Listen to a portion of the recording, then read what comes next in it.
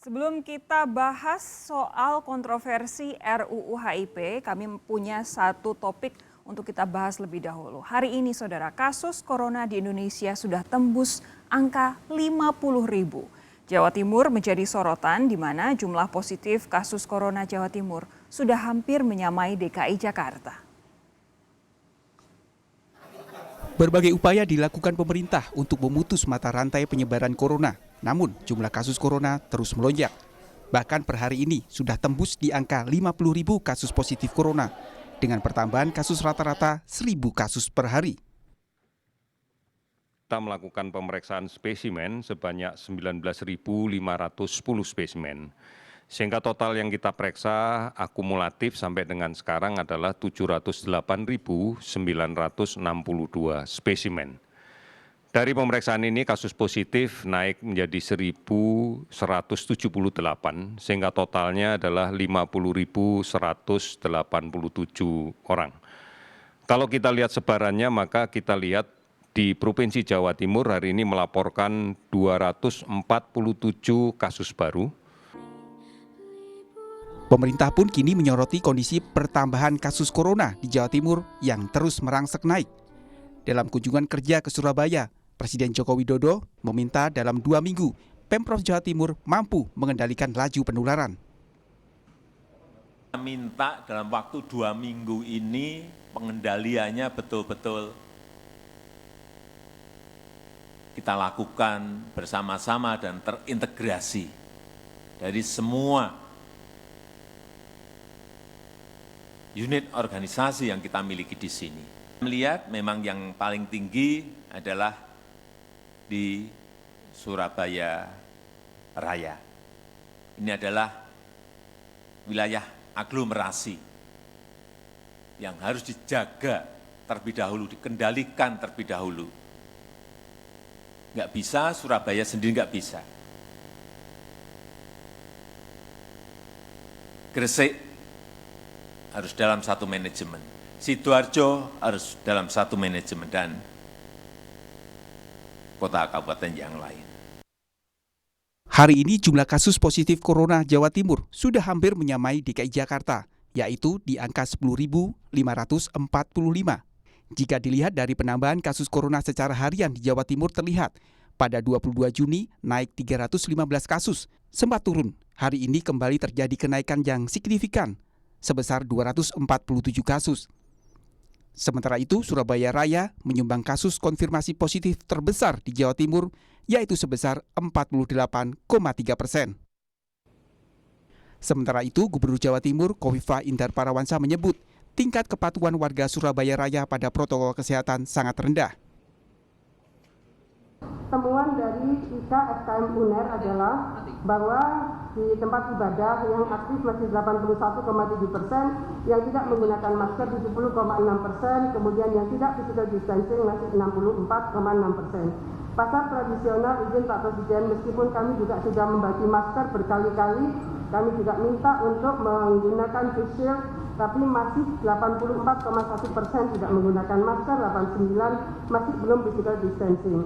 Dan kemudian tempat cangkruan masih ada 72,5% yang aktif, yang 88,2% tidak menggunakan masker, 89% mereka tidak physical distancing. Pada posisi seperti inilah yang menjadikan kemudian munculnya klaster-klaster baru, terutama di titik-titik yang terkait dengan potensi kerumunan massa itu berasal.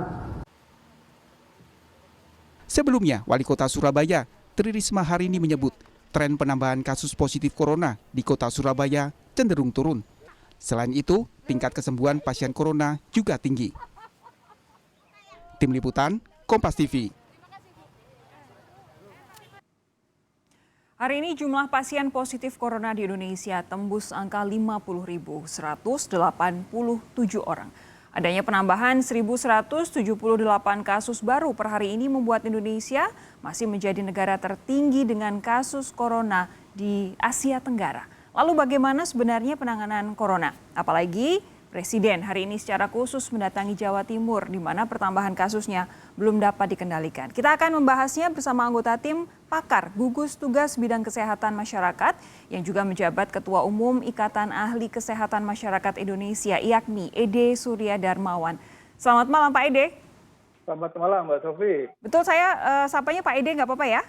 Ya boleh. Oke, Pak Ede, kami minta dijelaskan dong kalau hari ini kasusnya sudah tembus 50.000, itu artinya apa? Penanganan corona di Indonesia apakah belum maksimal atau seperti apa? Sebenarnya ini kalau dari kacamata kesehatan masyarakat adalah sebuah kelogisan ya. Artinya ketika kita meningkatkan kapasitas testing kita, berarti makin banyak kasus yang bisa ditemui. Itu satu ya. Tapi yang kedua yang memang kita sama-sama harus waspada, dan saya sebagai anggota ahli kesehatan masyarakat yang juga bertugas di gugus tugas menyampaikan bahwa kita harus sama-sama waspada dan menekankan pentingnya peningkatan kemampuan masyarakat untuk bisa berperilaku hidup baru atau adaptasi kebiasaan baru atau norma kehidupan baru yang lebih sehat, yang tentu saja ini harus kita terapkan dengan disiplin. Karena kehidupan lama kita itu banyak yang tidak cocok sehingga mudah rawan dan mudah tertular virus corona itu. Nah, itu tadi yang disampaikan oleh Pak Ede, bahwa banyak juga kemudian yang berkata, iya jelas kasusnya bertambah karena kemampuan testing kita juga bertambah. Tentu, tapi kan masalahnya secara standar yang diterapkan oleh WHO kita juga masih kekurangan kalau untuk jumlah tes per hari.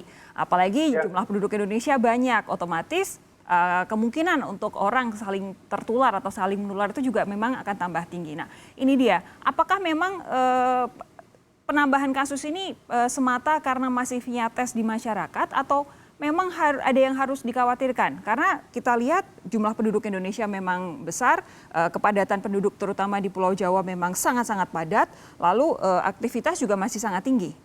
Ya, kalau merujuk kepada jumlah tes atau proporsi tes per sejuta penduduk, memang kita kan baru 2.500-an ya. Padahal WHO mengharapkan sampai 10.000 standarnya. Nah, itu artinya kita baru seperempat jalan. Dengan demikian maka kewaspadaan itu harus terus ditingkatkan.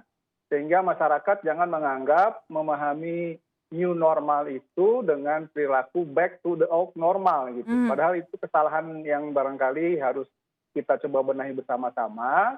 Dan tentu saja gugus tugas juga dan kami di Ikatan Ahli Kesehatan Masyarakat juga mengingatkan para pemerintah daerah, jangan kendor, kita nih belum selesai, perjuangan masih panjang. Jadi kasus ini masih naik terus. Dan naik terus itu kalau misalnya kapasitas testing kita naik, kemudian tracing kita naik, atau penelusuran kasus juga naik, itu kasus positif tidak mungkin akan terus bertambah. Sampai harapannya sih memang secepatnya bisa ditemukan puncaknya, kemudian kita turun pelan, artinya kasus sudah melandai dan turun terus menerus. Nah ini yang barangkali memang membutuhkan kerjasama semua pihak.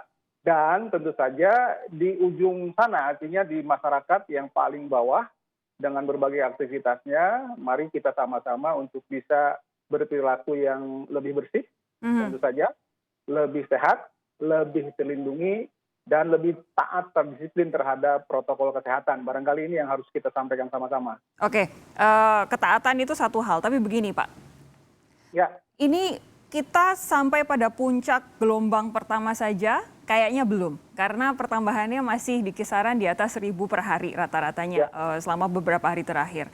Tapi walaupun gelombang pertama belum sampai pada puncaknya, kita sudah bahas soal gelombang kedua. Ini kayaknya semacam apa ya, kalau boleh saya katakan rada-rada kabur ini kita. Karena gelombang pertama aja belum selesai, kita udah seolah membahas gelombang kedua begitu. Kemudian ada new normal saat ini sudah diterapkan di beberapa wilayah di Indonesia. Apakah memang ada hubungannya antara penambahan kasus dengan pemerintah yang memang sudah tampak ingin semuanya segera new normal sehingga itu mengubah persepsi masyarakat soal betapa besarnya risiko COVID-19 sebenarnya masih begitu tinggi? Betul, jadi memang komunikasi kita harus lebih jelas ya, bahwa itu tadi, penghentian new normal itu bukan kembali kita berperilaku seperti kemarin yang kurang bersih, kurang sehat itu. Tetapi harus sama-sama disiplin, masih tetap jaga jarak, masih tetap menghindari kerumunan dalam berbagai aktivitas, baik itu aktivitas seharian, baik itu rekreasi maupun pekerjaan lainnya. Nah, mengartikan ini jangan kemudian, kita sudah bebas, sudah bisa kembali beraktivitas seperti biasa. Jadi kewaspadaan harus tetap dilakukan. Jadi misalnya kalau kita lihat, sekarang katakanlah kasus itu Jakarta ibaratnya kan tinggal 100-an ya bedanya, di bawah 200 dengan Jawa Timur. Ya tinggal sedikit tadi. Ya tinggal sedikit, tinggal beda sekitar 200 kurang lah. Nah itu artinya memang kewaspadaan tetap Jakarta harus. Nah, bisa jadi kalau Jakarta kemudian turun lalu naik lagi, itulah gelombang kedua untuk Jakarta kan. Oke. Ya. Tapi untuk Jawa Timur itu belum. Untuk Indonesia mestinya belum dikatakan gelombang kedua karena kan total kita adalah kasus seluruh Indonesia, barangkali seperti itu. Begini, lalu kemudian kita sudah masuk pada new normal. Ada beberapa wilayah yang memang sudah menerapkan new normal, sudah kembali buka beberapa hal meskipun memang ada pembatasan. Menurut Anda, faktor kedisiplinan masyarakat terhadap protokol kesehatan ini seperti apa? Ketika kita semua sudah menggunakan frasa new normal itu yang mau tidak mau harus diakui banyak yang kemudian salah persepsi soal new normal ini. Pak Ide. Ya, mestinya berimbang. Antara satu sisi memang masyarakatnya harus meningkatkan disiplinnya dan tetap kemudian bagi mereka yang kurang taat memang perlu didisiplinkan gitu ya, memang perlu ada penegasan di situ. Di sisi lain teman-teman di dinas kesehatan dan pelayanan kesehatan misalnya puskesmas juga harus menguatkan kemampuan tracing dan tracking serta detection-nya. Karena salah satu kriteria dari peringanan atau tapi kan mereka tidak akan bisa meningkatkan kemampuan tracing dan tracking kalau tidak dibantu dukungan penuh dari pemerintah kan? Betul. Jadi di sinilah barangkali memang inilah saatnya kita menguatkan seharusnya. Penguatan itu harus dilakukan dan kita mengingatkan kepada pemerintah juga melalui gugus tugas tentu saja ada beberapa tahap. Yang pertama adalah bisakah kita memastikan setiap keluarga Indonesia ini saat ini inilah waktunya meningkatkan kesadaran tetap praktek ya. Jadi bukan sekedar wacana untuk berpraktek hidup bersih dan sehat tadi ya. Oke. Kemudian yang berikutnya tentu saja kita mengharapkan pelayanan terdepan dalam konteks kesehatan masyarakat itu adalah puskesmas, pusat kesehatan masyarakat yang jumlahnya itu 10.003 seluruh Indonesia di setiap kecamatan. Ini mesti bekerja bersama masyarakat. Dan tentu saja para kelurah dan para kepala desa juga dengan aparatnya kita harapkan bisa bahu-membahu membentuk yang disebut dengan masyarakat tangguh atau yang kita sebut dengan community-based fighting COVID initiation seperti itu. Pak Ede, menurut Anda sendiri, adakah cara berkomunikasi yang harus diubah oleh pemerintah maupun oleh gugus tugas ketika new normal akhirnya banyak masyarakat yang salah tangkap? Penerapan ini barangkali sebenarnya artinya apa? Ada persepsi yang lain yang di mata masyarakat dengan memahami bahwa new normal itu adalah itu tadi kembali kepada normal yang lama. Mungkin komunikasinya memang mesti sampai kepada tingkat di bahasa lokal gitu. Supaya kemudian jangan kemudian nasional semua karena masyarakat itu kan mohon maaf ya dengan level pendidikan kita yang masih seperti ini kadang-kadang mungkin pengetahuan tinggi tetapi penerapannya itu berbeda. Di sini yang saya sebut dengan literasi. Ini persoalan literasi kesehatan yang barangkali harus kita perbaiki bersama-sama. Oke, jadi memang harus kerjasama antara level pusat dan juga daerah sampai ke paling bawah begitu ya. Tapi begini Pak, soal kedisiplinan ini, Pak Jokowi kan hari ini sampai ke Jawa Timur begitu. Betul. Ada laporan 70% warganya tidak menggunakan masker ini katanya di Surabaya. Ya. Apa sih sebenarnya yang terjadi di Surabaya Raya dan juga Jawa Timur, Pak Ede? Ya sebenarnya kan begini, bisa jadi proses penularan itu kan sudah terjadi ya beberapa minggu atau hari sebelumnya. Kemudian tapi baru ketahuan begitu ya? Ya, akhir-akhir ini dilakukan tes dan Surabaya itu kan per hari ini sudah 213.000 dari 700 total. Artinya 2/7, bukan Surabaya, 2/7 itu testing dilakukan di Jawa Timur, menjadi provinsi paling tinggi testing. Ini memang perlu diberikan penghargaan dalam konteks melakukan testing ya. Tetapi kewaspadaannya mengingatkan masyarakat itu harus segera dilakukan. Kalau enggak, testing naik, kasus naik terus. Gitu. Yang kita harapkan adalah testingnya naik, tapi proporsi kasus yang positifnya menurun. Gitu. Betul. Nah ini kalau menurut Anda spesifik di Jawa Timur tuh apa sebenarnya yang terjadi? Sudah sampai pada tahap sedikit lagi di atas DKI Jakarta itu kan sedikit membuat khawatir ya? Ya, itu sebenarnya yang disebut dengan community transmission. Jadi sudah terjadi penularan antar anggota masyarakat. Ya. Nah, karena sudah seperti itu, memang kewaspadaan itu harus total. Jadi betul-betul ibaratnya kalau di dalam militer dikenal istilah ankam rata, jadi pertahanan keamanan semesta. Semua lini harus terlibat. Dan jangan kemudian menganggap ini sebuah kasus yang sporadis, tapi memang betul-betul kewaspadaan Surabaya dan sekitarnya atau Surabaya Raya itu harus waspada. Dan barangkali tidak ada salahnya toh kita melakukan PSBB kembali. Karena pada dasarnya ingat ya, darurat Kesmas kita ini belum dicabut oleh pemerintah. Ya kan? Kemudian pilihan kebijakannya pembatasan sosial berskala besar juga belum ada perubahan. Sehingga setiap daerah melakukan hal itu gitu. Barangkali memang di sini membutuhkan dukungan pemerintah pusat, khusus misalnya untuk Surabaya, segera saya lakukan PSBB mengingat prosesnya sudah seperti ini. Oke. Tapi tetap testing harus tetap ditingkatkan. Karena kan bisa jadi begini, kalau kita menurunkan testing kan nggak ketemu. Gitu. Tapi itu kan sebenarnya tricky ya. Betul.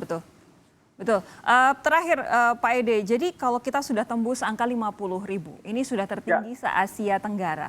Memang penduduknya Indonesia memang sangat banyak, tapi kalau sudah dibandingkan dengan negara-negara tetangga paling tinggi itu kan mungkin juga dampaknya akan kemana-mana begitu. Menurut Anda, apa langkah yang harus paling dekat dilakukan pemerintah, gugus tugas dan juga masyarakat?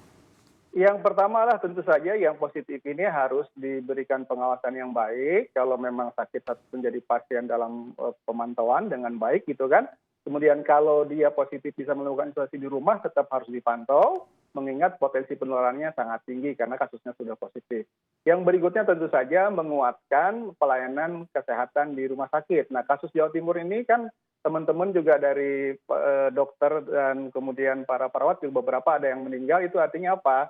Bisa jadi barangkali karena kasusnya banyak, kemudian ada kelengahan, ketidakwaspadaan, bisa jadi mungkin pada saat membuka atau memberikan pelayanan, disitulah terjadi proses penularan. Itu artinya kewaspadaan selain pencegahan yang harus ditingkatkan, tahap berikutnya adalah kewaspadaan di dalam memberikan pelayanan kesehatan. Karena kalau kesiapan siagaan barangkali rata-rata sudah meningkat, rumah sakit sudah siap untuk menerima. Tapi kewaspadaan di dalam pelayanannya itu juga harus tetap ditingkatkan. Kalau dari masyarakat sendiri Pak Ede? Masyarakat tentu saja kembali kita ini pada situasi yang memang masih dalam ancaman virus corona dan kasus meningkat. Dan ingat ya, corona ini kan pandemi terjadi seluruh dunia. Dirjen WHO sudah mengingatkan per minggu ini sudah 150.000 kasus per hari penambahannya. Dan 1.000-nya dari Indonesia kan begitu catatannya. Dengan demikian maka kewaspadaan itu harus tetap dijalankan. Kewaspadaan pada berbagai aspek gitu ya. Nah sampai akhirnya kita semua bisa mengalahkan virus itu. Buktinya virus kalah adalah kalau peningkatan sudah turun, jadi sudah melandai. Di setiap kota tentunya, tolong diingat, jangan kita semangat saja desentralisasi dalam konteks pemerintahan, tapi penyakit pun masing-masing daerah berbeda gitu. Walaupun itu semuanya adalah bagian dari kita Indonesia, kira-kira begitu.